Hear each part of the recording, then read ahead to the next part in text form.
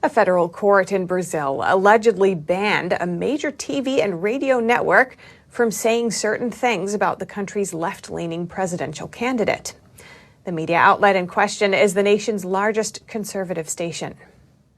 Jovem Pan is a Brazilian media outlet with a TV station and reportedly the largest radio network in the entire southern hemisphere. It's also the largest conservative leading outlet in the country. On Wednesday, the media outlet reported that Brazil's Superior Electoral Court ruled that the station is no longer allowed to say certain things about left-leaning presidential candidate Luiz Inácio Lula da Silva, the former Brazilian president who was convicted of corruption and spent almost 2 years behind bars.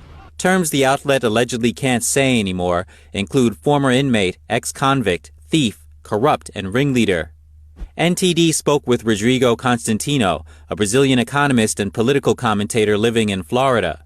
He says the alleged court ruling doesn't make any sense. It's absurd. It's history. He was arrested. He was convicted. He was guilty. And we cannot say that Lula is what he is. So it's censorship. Brazilian President Jair Bolsonaro and supporters often criticize the electoral courts for allegedly being biased and trying to rig the election.